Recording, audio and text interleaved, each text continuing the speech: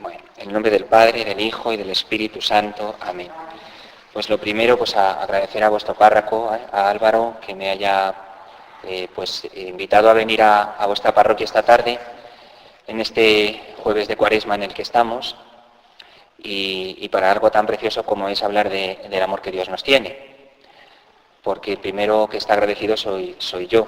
Hace un momento le decía a él que esta tarea, pues que el Papa ha querido confiarle a algunos sacerdotes en cada diócesis en este tiempo de Cuaresma y durante todo este año de la misericordia, pues que seguramente en mi caso ha sido porque sabe el Señor que yo soy el más necesitado de todos, y por ese motivo quizá es por lo que ha pensado en mi persona, ¿no? Bueno, pues vamos a... no sé cuánto tiempo tenemos. De acuerdo, pues yo voy a intentar, pues como mucho, hablar durante 45 minutos. Seguramente no lo cumpla porque otro de mis defectos es que me enrollo demasiado. Así que de ese modo ya habréis hecho una parte de la penitencia cuaresmal, si llega hasta el final. Y vamos a intentar, pues bueno, hablar desde el significado de la palabra misericordia. Pues vamos aquí, como estamos delante del Señor, pues a ver lo que Él nos invita en este tiempo de Cuaresma a meditar sobre el amor que se revela en la cruz y sobre lo que significa para nosotros meditar en la cruz. Meditar en la cruz y meditar en la cruz como protagonistas de la cruz, no como quien contempla desde fuera. Así que, como tres partes. Primero vamos a ver este significado de la palabra misericordia, después vamos a esa primera parte que sería la meditación de la cruz, y en último lugar, que en esa cruz somos protagonistas tanto Cristo como cada uno de nosotros. Bueno, pues un poco de etimología primero, fácilmente, y perdonar ahora las palabras un poco más quizá técnicas. La palabra misericordia, como sabéis, se compone de los términos miseria y corazón. De esas dos palabras, a su vez, está compuesta la palabra misericordia. Vamos a ver lo que significa cada una de las dos y de ello deducimos el significado de las dos juntas, de la palabra misericordia. Misericordia es una palabra latina muy antigua. Durante muchos siglos de larga historia en los que se ha ido haciendo experiencia de ella, pues por tantos matices que encierra, los dos términos en los que la tradición cristiana siempre se ha fijado, de los que se compone, son los términos miseria y corazón, ¿no? Entonces, de la palabra miseria, en primer lugar, de la palabra miseria nosotros nos fijamos de la palabra corazón, nosotros nos fijamos primero en cómo procede de un término latino, que es el término urere, del verbo urere, de ese vocablo latino, de esa raíz latina, urere, que significa quemar. Por tanto, tenemos como a la miseria que es acercada al corazón, la miseria que es quemada por el amor de un corazón, que la abrasa y que la arrolla como el incendio que destruye todo a su paso, ¿no? El corazón, cuando advierte la miseria presente en un hombre, no la juzga, sino que pasa por encima de ella y no la tiene en cuenta, como si la anulase, como si la destruyera en ese sentido, como si la quemara. Por su parte, en cuanto a la miseria, pues tenemos que ir al Antiguo Testamento. En el Antiguo Testamento hay una misericordia, en griego se dice eleos, ¿no? El vocablo eleos en el griego del Nuevo Testamento es el que se utiliza para decir misericordia. Lo conocemos de cuando en el acto penitencial de la misa, cuando comenzamos la misa y pedimos perdón, a veces lo hacemos con estos términos griegos. Kyrie eleison, Christe eleison, ¿no? La palabra eleos significa misericordia, por eso decimos Señor, ten misericordia, Cristo, ten misericordia. Bien, pues esta palabra griega, perdonad por los términos, que no va a ser así todo el rato, pero esto hay que explicarlo. Esta palabra griega procede a su vez de otra palabra hebrea, que está también en la Biblia y que es con la que fundamentalmente en el Antiguo Testamento se habla de la fidelidad de Dios con cada hombre. Es uno de los términos más bellos de la Biblia, que es la palabra Gesed en hebreo. Este término, Gesed, se traduce de manera muy simple a veces como amor o como fidelidad de Dios por cada uno de nosotros. El griego también traduce a su vez, el término eleos a su vez traduce otra palabra hebrea más, que es la palabra rahamim. Estos dos términos hebreos, rahamim y gesed, hablan de la fidelidad en el amor. Este segundo término viene a añadir un tinte de entrañas del seno materno. De manera que cuando hablamos del amor que se da en Dios, cuando hablamos de la misericordia de Dios, hablamos de cómo Dios es siempre fiel con el hombre, con un amor que se conmueve como se conmueve una madre en sus entrañas por su hijo.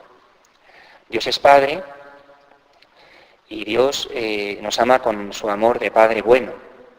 Pero este amor de Padre bueno se expresa también con tintes de entrañas maternales. Y de hecho en la Biblia y en el Antiguo Testamento, cuando Dios por boca de los profetas habla al pueblo de cómo Dios nos ama, en los momentos en los que hace con mayor belleza utiliza expresiones de amor materno.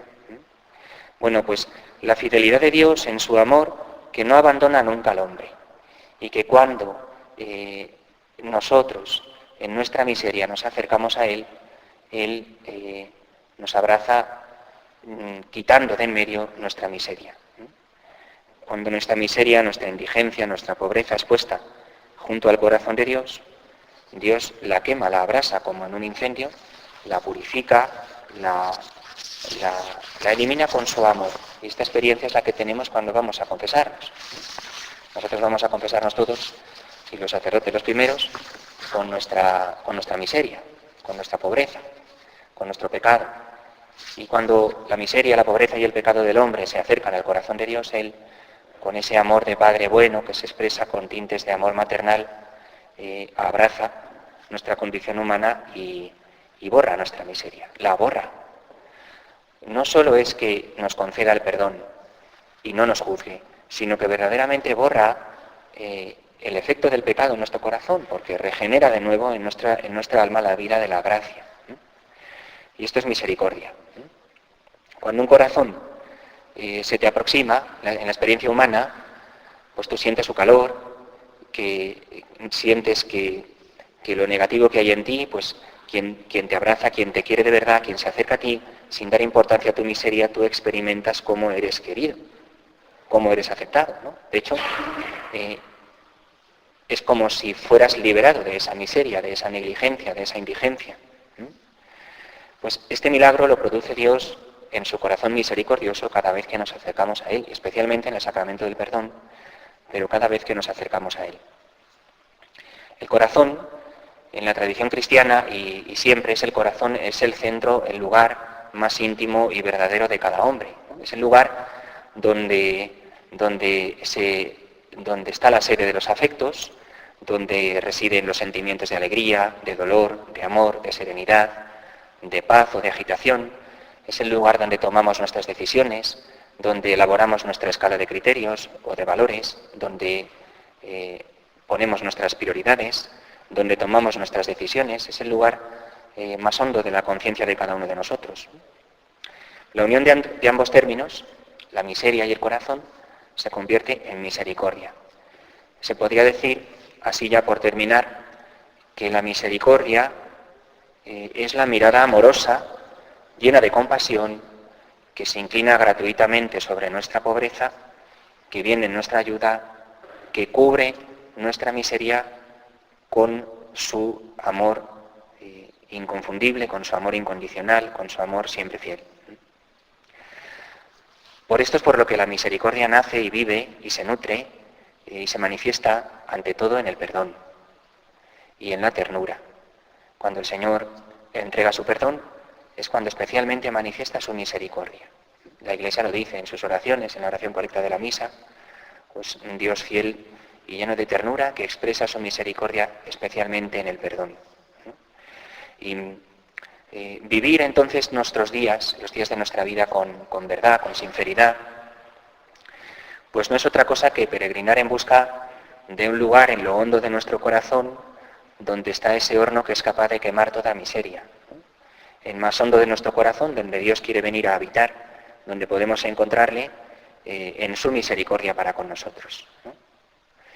Pensad en una persona que, en cuanto detecta que hay alguien cerca suyo que está muriéndose por una enfermedad física o por un dolor del alma en el que está apagando su vida, que está envuelto en la tristeza, que está sumido en la depresión, alguien que está muriéndose, que su vida está acabándose. Pensad en una persona que en cuanto detecta eso, quiere enseguida intervenir para evitar que esa vida se acabe. Ese es el movimiento de Dios hacia cada uno de nosotros. El corazón de Dios está siempre dispuesto a intervenir cuando se da cuenta de que nuestra pobreza está provocando que nuestra vida se vaya apagando, ¿no? La misericordia del hombre es limitada, nuestro corazón es limitado. Nosotros no siempre podemos hacer todo el bien que queremos. Y desde luego no podemos evitar que la gente muera. Pero la misericordia de Dios es eterna. Y de ella sí que podemos también participar nosotros para acertar en el bien, ¿no? La misericordia cristiana indudablemente no la hemos inventado los hombres. Tiene un nombre y tiene un rostro. Y se llama Jesucristo. En Él, la misericordia es el rostro del amor del Padre por cada uno de nosotros. En Jesucristo se ha revelado el amor que Dios nos tiene. Y entonces, es por eso que nosotros vamos a fijarnos en Jesucristo, que es el rostro de la misericordia, y en Él vamos a tratar de reflexionar y con Él vamos a tratar de meditar para que en esta Cuaresma pues obtengamos algún fruto de la reflexión que el Papa nos ha invitado a hacer y a lo largo de este año de la misericordia, porque lo bueno de todo esto siempre es que al final pues tiene una conexión directa con nuestra vida cotidiana. Y al final de lo que quiero pues compartiros, pues espero saberlo transmitir. Esto va a nuestra vida cotidiana, que es la vida real. Bueno, pues este es el amor de Dios. Esta es la misericordia de Dios. Que Dios nos ama con un amor que es misericordioso. Y este amor Dios lo ha expresado ante todo y sobre todo en la cruz de Jesucristo, en Cristo mismo y en Cristo crucificado. Hay dos rasgos que voy a decir rápidamente para no entretenerme, aunque se podría contar así alguna anécdota para hacerlo un poco más entretenido, pero no tenemos mucho tiempo.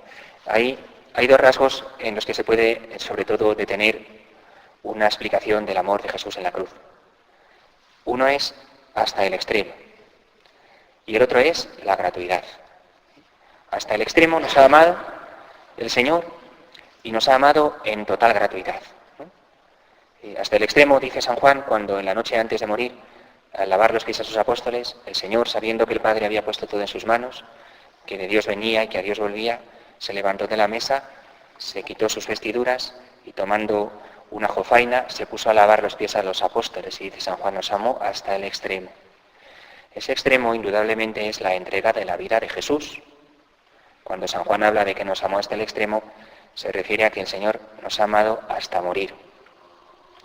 Ciertamente no hay una prueba mayor de amor en este mundo que el de dar la vida por alguien. El mismo Jesús en la última cena lo dijo también. No hay mayor amor que dar la vida por los amigos. Pero, haciendo un poco de paradoja y sin ánimo de querer descolocar a nadie, se puede decir que para el Señor, en lo que toca a nosotros a la hora de amarnos, no hay extremos. Si para Jesús su muerte en cruz fuera el extremo del amor por nosotros, querría decir que su amor por nosotros tiene un límite. Da por nosotros la vida y ese es el extremo, hasta ahí. En cambio el Señor va más allá de la muerte. No solo da por nosotros la vida, sino que al entregar la vida lo hace para recuperarla y resucitar. Y nos sigue amando con el mismo amor fiel y constante de misericordia que no cesa nunca. Para el Señor no hay extremos en el amor. El extremo del amor del Señor es que es un amor eterno, que no acaba nunca, al que no ha podido sofocar ni siquiera la muerte. Y es un amor gratuito, que se ha entregado sin esperar a cambio nada. No es un amor como el nuestro, que a veces es un amor interesado. Te amo porque me das beneficio. No es un amor tampoco ni siquiera, ese es el amor que los griegos llamaban el amor de Eros, que no es un amor malo, no es ninguna cosa mala, sino que simplemente es un amor que nace de la experiencia humana, de algo que a mí me gusta, algo que me hace sentir bien, yo lo quiero, ¿no? Es algo natural, que hay que encauzarlo bien, por supuesto. No es tampoco el amor del Señor un amor simplemente de amistad. En el amor de amistad hay una correspondencia, ¿no? Te amo porque me amas. Por eso a veces decimos, la amistad se ha roto. ¿Por qué se ha roto la amistad? Pues porque ha habido uno de los dos que ha dejado de corresponder, ¿no? Siempre estoy llamando yo. Voy a llamar. ¿Qué tal estás? Bien. Y le llamo otra vez, y otra vez, y otra vez. Y no me llama nunca, siempre llamo yo. Pues voy a dejar de llamar a ver si me llama él. Anda, pues no me llama. Pues se ha roto la amistad. ¿Por qué? Pues que uno de los dos ha dejado de corresponder, ¿no? Ese es el amor de amistad. El amor del Señor no es solo de amistad, porque Él no deja de amarnos nunca. Es un amor un amor de una caridad aún mayor, que es el que el Nuevo Testamento llama amor de agape, que expresa el amor fraterno de Dios, que no se retira ante nuestra infidelidad, que no será dependiendo de cómo nosotros actuemos, que no busca nada a cambio. El Papa Benedicto XVI lo expresaba muy bellamente, diciendo que el amor se define en su hondura mayor y en su mayor expresión como el don de uno mismo al otro, por el bien del otro mismo, sin esperar a cambio nada. El don de uno mismo por entero al otro, solo por el bien del otro mismo, sin esperar a cambio nada. Es un amor totalmente gratuito, el de Dios. Y así es como Cristo ha revelado el rostro de Dios Padre, especialmente en la cruz, pero con toda su vida en la tierra, desde la encarnación hasta la ascensión, con sus palabras, con sus obras y sobre todo con su propia persona y con su propia manifestación entre nosotros. En Él, en su persona misma, se da y está el reino de Dios, que es Él mismo, la persona de Cristo. Y es un reino que es, ante todo y sobre todo, este amor de misericordioso de Dios que se vuelca sobre el hombre cuando en nuestra pobreza estábamos perdidos, ¿no? Bueno, pues este es el amor de Jesús. Vamos a meditar en la cruz, porque esto tenemos que aterrizar, ¿no? Hay que aterrizar las cosas y ponerles nombre. No es como aquella mamá que estaba rezando por la noche con su hijo y le decía, a ver, hijo, vamos a aprender a rezar. Y le decía, vamos a decirle juntos a Dios, te doy toda mi vida. Y el niño, te doy toda mi vida. Te doy mi corazón, te doy mi corazón. Te doy toda mi alma y todo mi ser. Te doy toda mi alma y todo mi ser. Te doy todo lo que tengo, todo lo que soy. Te doy lo que tengo. El niño lo repetía todo sin dudar un instante, y la madre, sorprendida, le miraba y se extrañaba de que el niño no hiciese ninguna parada a la hora de rezar, y decidió pedirle algo un poco más atrevido. Y le dijo, vamos a decirle a Jesús, te doy también mi osito de peluche. Y el niño se para y dice, no, el osito de peluche, mamá, es el mío. Pues hay que ponerle nombre a las cosas, porque son las cosas que nos pasan, son las cosas de nuestra vida. Y hay que aterrizar. Pues estamos diciendo, no, Señor, yo todo lo que me pidas, yo te doy todo mi ser, yo soy todo tuyo, pero el osito de peluche es el mío. No, pues tenemos que la vida espiritual, la vida cristiana, que es la vida real, la tenemos que aterrizar en las cosas concretas que nos pasan. Entonces, Jesús en la cruz está ocupando nuestro lugar. Cuando veamos a Jesús en la cruz, tenemos que darnos cuenta de que quien está en la cruz somos nosotros. ¿Sí? Jesús, tú estás en la cruz ocupando mi sitio. Estás muriendo en mi lugar. Estás cargando sobre tu espalda, en tu corazón, mis pecados, no los tuyos, porque tú no tienes ninguno. Y esto debería sorprendernos. También hemos perdido la capacidad de asombro quizá en nuestra vida cristiana. Luego, si nos da tiempo, cuento una historia del Papa Juan Pablo II que es sorprendente y divertida, pero que es muy real, sobre la capacidad de asombro que hemos perdido. Nos debería sorprender, es algo increíble, ¿no? O sea, no hay posibilidad alguna de que nos quepa en la cabeza, ¿no? Que lo que dice San Juan, que Cristo se hace pecado por nosotros, porque nuestros pecados están en la cruz, en Él. Y también dice San Juan, tanto amó Dios al mundo que entregó a su Hijo único para que el que cree en Él no perezca. Pues esta es la primera parte de la meditación o de la contemplación, pues que quizá hoy el Señor nos puede invitar a hacer. Contemplar la cruz. Santo Tomás de Aquino decía que en la cruz se encierra toda la riqueza de la fe. Decía, cuando comentaba el credo, decía: la pasión de Cristo basta para servir de guía y de modelo a toda nuestra vida. Desde la cruz se puede entender todo. Y si vamos a aterrizar a nuestra vida concreta, poniendo nombre a las cosas que nos pasan, pues se podría decir que esto es como cuando nos habla alguien en chino. Si yo no sé chino y alguien me dice algo en chino, pues yo no entiendo nada. Oye, ¿cómo dices que no te entiendo? Y me lo repite más alto, ¿no? Si es que no sé chino, por muy alto que me lo repitas, no es que esté sordo, es que no sé chino, ¿no? Para entender la vida necesitamos un intérprete también, y ese intérprete es Jesucristo. Y su explicación, la que Él nos da, está en la Escritura. La Sagrada Escritura es el intérprete que nos permite comprender la vida y las cosas que nos pasan. Y dentro de la vida y de lo que nos pasa, la cruz de Jesús es el diccionario para las palabras más difíciles de la vida. En la cruz se puede entender todo. A la larga, claro, por supuesto, porque cuando la cruz llega, pues la llevamos como se puede.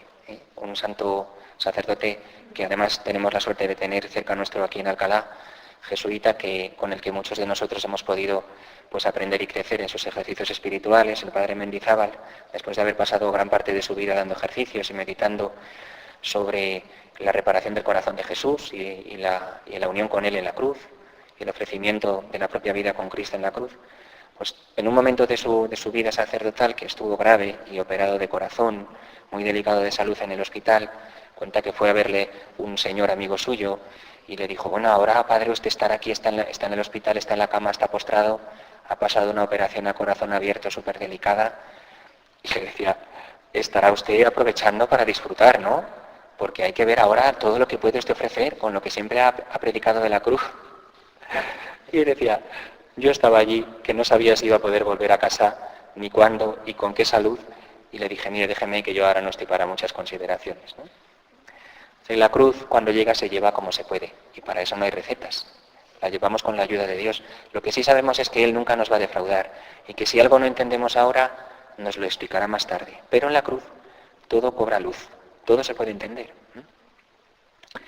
No podemos quedarnos indiferentes ante la contemplación de la cruz, no podemos contemplar de una manera abstracta como si no tuviera que ver con nosotros, porque en ella está nuestra vida. Nuestra vida está metida en el costado abierto de Jesús en la cruz. Contemplar las cosas que se refieren a la fe como quien mira algo distinto de sí mismo, pues es lo que podemos llamar el síndrome del espectador. Por eso, meditar la cruz, pero meditar la cruz en la que Cristo y yo somos protagonistas. El síndrome del espectador, pues es el que va al cine a ver una película. Conocéis la película Titanic, ¿no? Y otras más antiguas en las que se ha llevado al cine el hundimiento de aquel barco, de aquel transatlántico, que fue una catástrofe en el que murió tanta gente, ¿no? Imaginad una catástrofe de esa magnitud, el drama, como está descrito de una manera tan terrible en esa película o en otras. Imaginad al espectador que está allí con la bolsa de palomitas, comiendo palomitas en el cine. Y mientras que unos mueren ahogados, otros aplastados, otros se pelean entre sí unos con otros para ver quién consigue subir a las barcas porque no caben todos, otros se suicidan desesperados. Todo el drama de lo que supone aquella tragedia, y el hombre viendo allí la película dice: ¡uy, qué espanto! ¡Uy! Y le contesta el de al lado: ¡qué horror, qué angustia! Y mientras tanto, pero qué buenas son estas palomitas, ¿no? Comiendo palomitas, allí está la gente muriendo. ¿Qué quieres que te diga, no? No se puede uno quedar indiferente cuando está contemplando el drama del hombre, ¿no? Imaginad que vamos en coche y oímos por la radio: ha habido un terrible incendio en España. Y decimos: ¡uf! ¡Qué horror! Esperemos que no haya pasado nada, ¿no? Es que de verdad, a veces hay cada calamidad. Y sigue hablando el locutor y dice: el incendio ha sido en la provincia de Madrid, en Torres de la Alameda. Uy, pero si es donde yo vivo, ¿no? Y luego dice: y ha sido en unas casas de la calle Real de Torres de la Alameda. Uno dirá: pero si es mi casa la que está ardiendo, ¿no? O si está al lado, se tiene que ver el humo desde mi casa, ¿no? Pero ya cuando dicen el nombre de tu calle dices: pero bueno, si es que es mi casa la que está ardiendo. Y sales corriendo y enseguida llamas a tus seres queridos para ver si todos están bien, ¿no? En ese momento es cuando saldríamos del síndrome del espectador, ¿no? porque me toca a mí de cerca, porque es mi casa la que se está quemando, ¿no? Cuentan que había en una localidad de Sevilla un profesor que era el hombre más tranquilo del mundo. Te lo digo porque lo cuentan así. El hombre más tranquilo del mundo, que nunca jamás había perdido los nervios ni la calma en un solo instante que se le recordara en público. Y dicen en aquel pueblo que un día hubo un incendio en su casa y él estaba dentro, porque era de noche, estaba descansando, era por la mañana cuando se levantó, se encontró con que había algo de humo y los bomberos por allí. Salió al balcón y escuchó que los bomberos le decían, salga inmediatamente de la casa. Y él preguntó, bueno, ¿el incendio dónde está? Pues está en aquella zona de la casa. ¿Cuánto tiempo va a tardar en llegar a donde estoy yo? Pues si lo apagamos no va a llegar nunca. Si no lo conseguimos apagar, le queda a usted una media hora. Y dijo, bueno, pues entonces me queda un cuarto de hora más para poder dormir. Dicen que era así, ¿no? Esto es lo propio de cuando pensamos que las cosas no van con nosotros, ¿no? Cuando pensamos que no nos toca de cerca, que sale la televisión, habla de un país lejano, es algo que, sin embargo, es algo que nos puede pasar a nosotros. En la cruz de Cristo todos estábamos allí, porque el Señor nos llevaba a todos en su corazón y todos eran todos nuestros pecados los que Él cargaba. Y la Escritura dice, todos pusimos nuestras manos sobre Él. No podemos tener el síndrome del espectador nunca, pero mucho menos con la cruz de Cristo y con la pasión. Yo recordaba, pues esta mañana cuando leía esto, preparando la primera vez que fui a ver la película de la Pasión de Cristo. Me imagino que la conocéis, la habréis visto, la última que se ha hecho, la de Mel Gibson. Todas ellas, pero quizá esta última, como se ha hecho con más capacidad audiovisual y técnica, pues es una película no solamente fiel al relato de la pasión y hecha con un gran sentido de fe, sino que quizá llega más por la plasticidad de las escenas, ¿no? Recuerdo que nadie en esa sala de cine experimentó el síndrome del espectador, porque cuando la película terminó, hubo gente que al entrar compró su paquete de palomitas, ¿no? Recuerdo que al terminar la película, cuando se encendieron las luces, se produjo un silencio que, si no fuera porque había que irse, hubiera sido eterno. Pues nadie se levantaba de la butaca. Todo el mundo se quedó callado en su sitio. Algunos que habían llevado sus palomitas las tenían allí, que a un punto habían dejado de comérselas, creo que duraron 5 minutos. Los primeros 5 minutos de película se olvidaron de poder seguir comiendo palomitas y a otros se les veía que habían llorado o que llevaban un pañuelo en su mano. La historia de salvación es nuestra propia vida, es nuestra historia. Somos protagonistas, esto es muy importante. La cruz, porque además la cruz tiene un componente precioso, y es que Dios nos permite compartirla. Y es precioso, aunque hay que tener cuidado porque a veces, pues yo, un sacerdote al que conozco muy bien, en el seminario, desde que era seminarista, y toda su vida lo renueva a cada paso, le ofreció al Señor de su vida para lo que Él le quisiera, donde le quisiera poner y en lo que le quisiese enviar, pero le dijo, mira Señor, yo en lo que tú quieras y donde quieras, pero si hay lugares o situaciones o momentos donde es más preciso estar más cerca de tu cruz y padecer más contigo por la salvación de los hombres, si necesitas gente que especialmente se ocupe de eso, yo me ofrezco. Y a cada paso de su vida, y especialmente cuando ha habido momentos más difíciles, ha renovado siempre este ofrecimiento, ¿no? Y dice, a veces, hay que tener cuidado con lo que se le ofrece a Dios, por si acaso va y lo acepta, ¿no?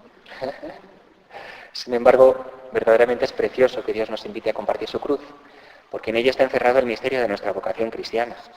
Y es así, en el amor hay sufrimiento, porque precisamente es en el sufrimiento donde el amor se prueba, donde se cuaja, donde fragua y donde llega al extremo.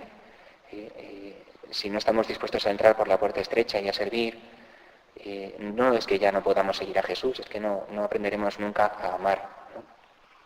La invitación de Jesús a compartir su cruz es una invitación a crecer en el amor, por tanto a crecer en santidad y por tanto a poder llegar a ser verdaderamente felices. Este ofrecimiento es el ofrecimiento propio de la vida y de la vocación cristiana. es lo que la Iglesia Católica ha llamado en su magisterio el sacerdocio común de todos los fieles. Es ofrecer nuestra vida con Cristo al Padre cada día en amor en cada una de las cosas que hacemos y vivimos. Como Él y con su ayuda, tratar de vivir y de hacer con amor todo lo que cada día tenemos que afrontar, desde que nos levantamos hasta que nos vamos a dormir, porque es válido para la salvación del mundo si unimos nuestra entrega en amor a la de Cristo en la cruz. Unión que se da especialmente y sobre todo en la Eucaristía, cuando venimos a traer al altar, junto al Señor y con Él, que es nuestro mediador, la ofrenda de nuestra vida. Dios nos ha llamado a participar de su misión. Esta es la segunda parte de la meditación. La primera es la cruz de Cristo. La segunda es lo que San Pablo dice en nombre de Jesús, ¿no? Completar en nuestra carne lo que falta a la pasión de Cristo. No quiere decir que la pasión de Cristo esté incompleta, o que Él haya dejado de hacer las cosas como si se hubiera quedado a medias. Quiere decir que, lo explica también Santo Tomás, que lo que ya se ha dado plenamente en la cabeza, que es Cristo, tiene que llegar a realizarse también plenamente en todos sus miembros. Es decir, que estamos llamados a una configuración plena con Cristo, que por nosotros se ha entregado. Como sacerdote ha ofrecido su vida entera por nuestro amor, como profeta ha predicado y anunciado el Evangelio con sus palabras y sus obras, como Rey se ha entregado hasta dar la vida en la cruz, muriendo para nuestra vida, para nuestra salvación. También nosotros estamos llamados a ser otro Cristo. Esta vocación la hemos recibido en el bautismo, es la vocación cristiana, y debe de cumplirse plenamente en nosotros. Él es nuestro modelo, por eso es el Maestro. ¿Cómo hemos de vivir? ¿De qué modo hemos de llegar a vivir? ¿Cuál es el ser cristiano que hemos recibido? El de ser como Jesús. Claro, con su ayuda, con su gracia, no solo por nuestras propias fuerzas. Cada uno de nosotros está llamado a vivir participando en la cruz de Jesús.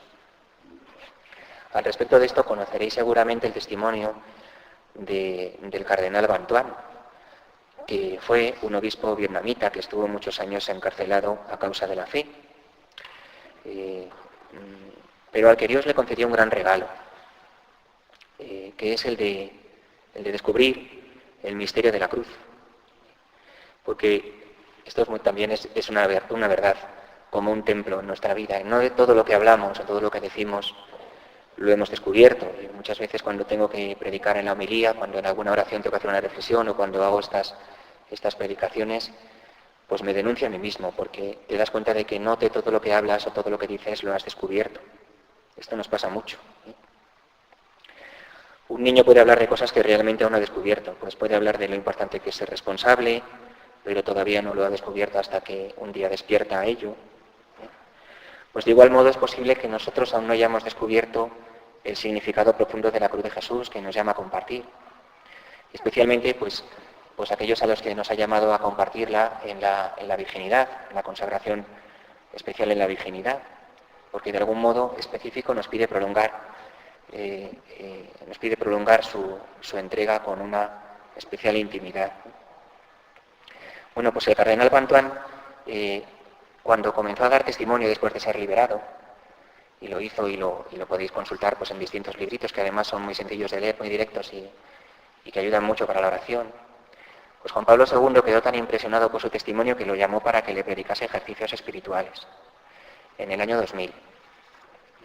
Y lo que le dijo al Papa Bantuan comentando, hay un evangelio en el que hay un texto que es el texto crucial de la cruz, en el que Jesús exclama en el momento crucial de la pasión, está crucificado, dice: Dios mío, ¿por qué me has abandonado?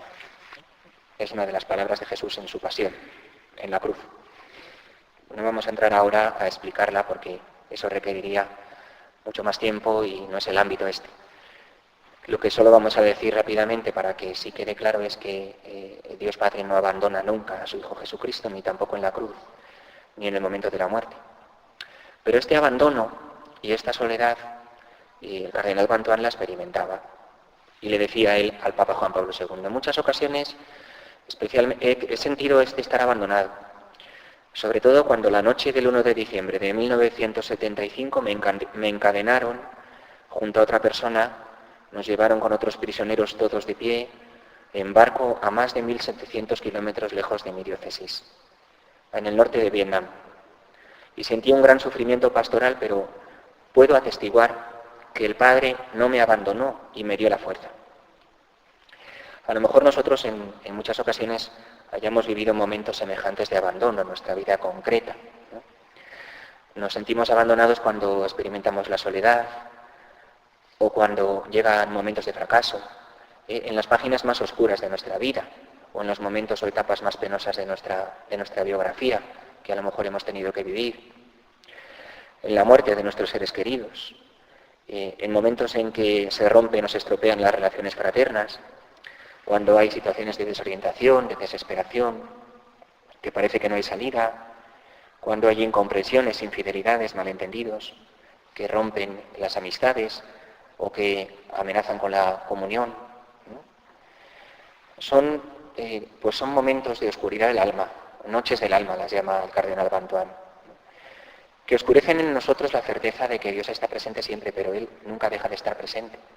Lo que pasa es que cuando viene la noche, pues a nosotros nos cuesta más verle, lógicamente, porque estamos a oscuras y estamos sufriendo, pero eso no quiere decir que Él no esté. Está a nuestro lado y nunca nos deja. Y así como cuando en el momento más oscuro de la noche, si uno sale al campo lejos de todas las luces de la ciudad y está completamente a oscuras de noche en el campo, uno puede percibir cómo la noche es más cerrada y más oscura justo el instante antes que va a romper la aurora, ¿no? Y esto es algo parecido a lo que les pasó a María y a José cuando, embarazada ella del niño Jesús a punto de dar a luz, buscaban posada en Belén sin hallarla. En el momento máximo de su humillación, de su mayor oscuridad, de su mayor pobreza y de su mayor abandono, es cuando precisamente iba a entrar en el mundo la luz eterna, que es Cristo. Nosotros, en nuestra oscuridad, no percibimos la luz de Dios, no vemos su presencia, pensamos que nos abandona, pero Él nunca nos deja y está siempre presente, ¿no? Todos los santos han experimentado noches de amargura radical.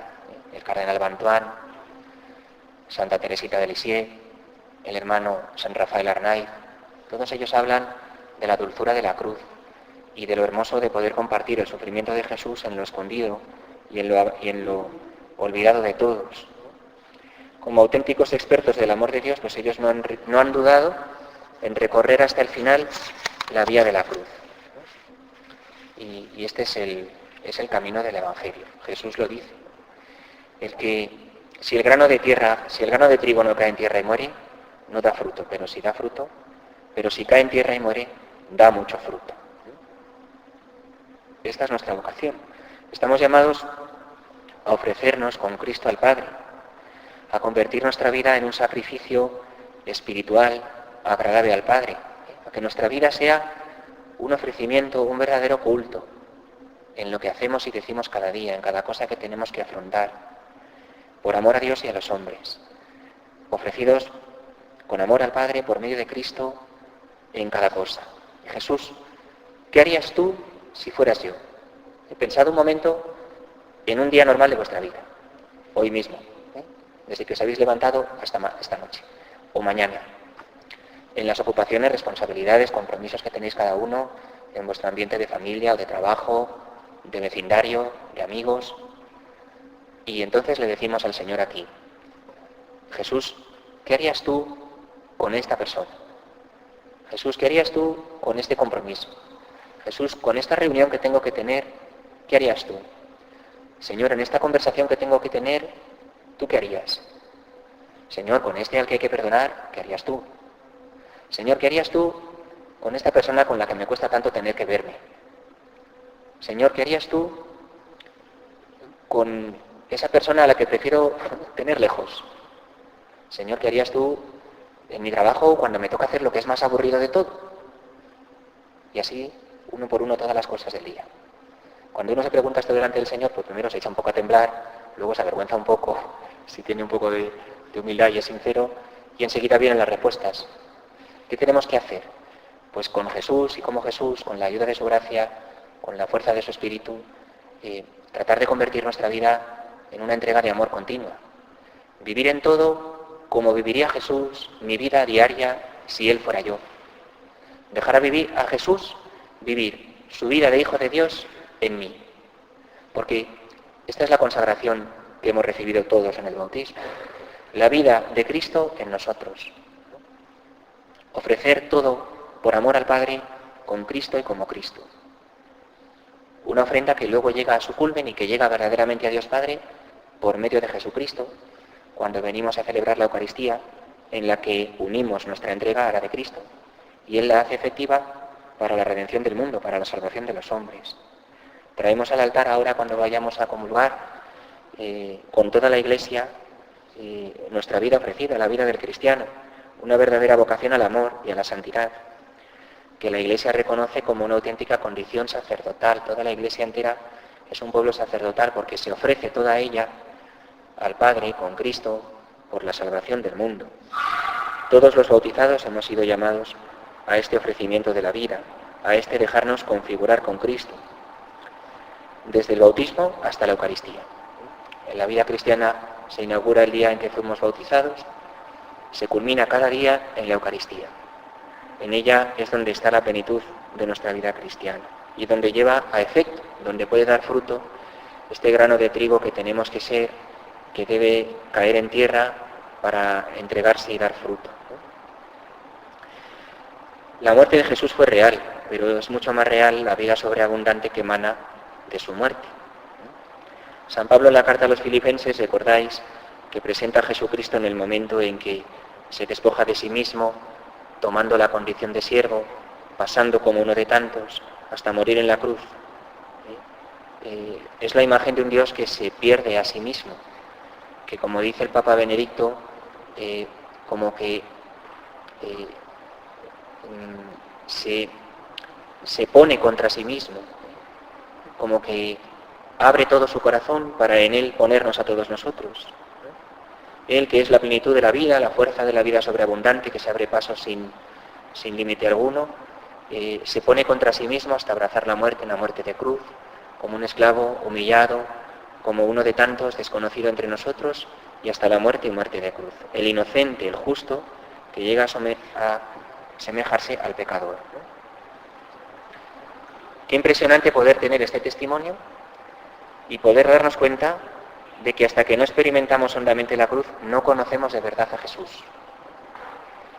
Por eso, pues esta tarde, según nos indique el Espíritu Santo a cada uno, pues es un momento idóneo, y toda la Cuaresma, y todo este año de la misericordia, pues para volver a contemplar la cruz, la pasión. Contemplar la pasión, leer la pasión en los Evangelios, o bien cuando venimos a la parroquia a rezar y meditar el Vía Crucis, pues para tratar de entender esto, ¿no? La gratuidad del amor de Dios en la cruz de Jesús, cómo en ella Él nos ha amado hasta el extremo, es un extremo en el que no hay límites, ni siquiera la muerte, ¿no? Cómo el Señor nos ha amado de este modo. Entonces, y después mirar nuestra vida y poder convertir nuestro sufrimiento en cruz de Cristo, es decir, salir de nuestro propio yo. Todos tenemos nuestras cruces, tenemos nuestros problemas, nuestros agobios, nuestras cargas, nuestros sufrimientos, a veces importantes y muy graves, a veces muy dolorosos. No los vivamos para dentro de nosotros mismos, convirtámoslos en cruz de Cristo, para que sean lugar de amor, de ofrecimiento por el bien de los hombres, de aquellos a los que estamos queriendo entregarnos, por los que estamos trabajando, a quienes amamos, pero también por todos los que no conocen al Señor, por los que le han dado la espalda, por los más débiles y más necesitados, los pobres, los ancianos, los niños. Unir nuestro sufrimiento al de Jesús, para darnos cuenta de que en realidad no es que yo sufra, sino que es Él el que sigue sufriendo en mí. Y así completaremos en nuestra carne, como dice San Pablo, lo que falta a la pasión de Cristo. Pues todo esto no es una metáfora, es real. Es la vida cristiana. Lo peor que podemos hacer en la vida cristiana es convertir en metáfora las cosas, no darnos cuenta de que son realidades, ¿no? En la ciencia que estudia la Sagrada Escritura, que llamamos la exégesis en el ambiente de la teología, pues ha habido una fuerte corriente que ha tenido su fuerza y que gracias a Dios ya va pasando, según la cual todo era metáfora, ¿no? Todo lo que dice la Biblia era metáfora, o casi todo, ¿no? Cristo no resucitó, lo que pasa es que quedó como si fuese dormido y de pronto luego se despertó en el sepulcro, ¿no? Bueno, presencia de Cristo en la Eucaristía, bueno, no es que esté presente, es como si fuera nada de todo eso. Esto es real, ¿no?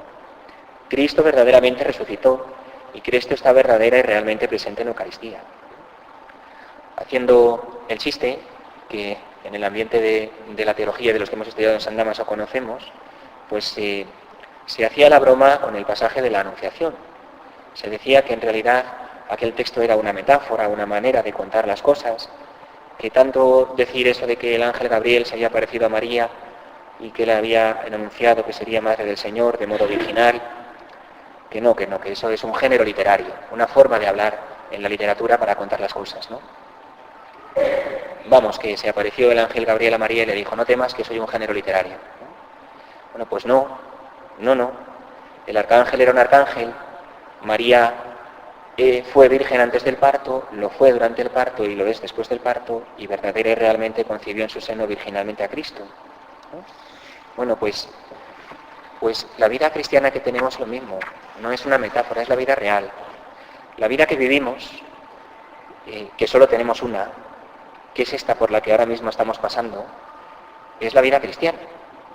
La vida real y la vida cristiana coinciden. La vida cristiana es la vida real.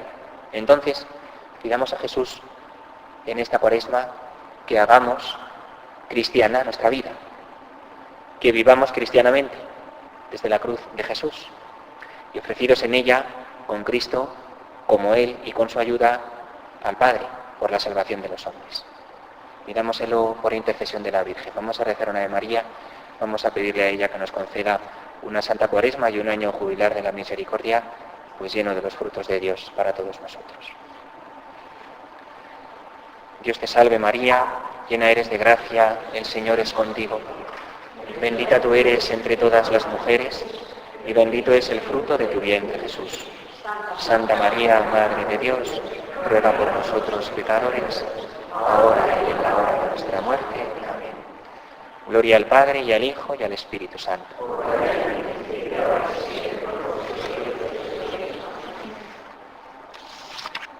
Muchas gracias. Ahora haremos la reserva del Santísimo y después la Eucaristía.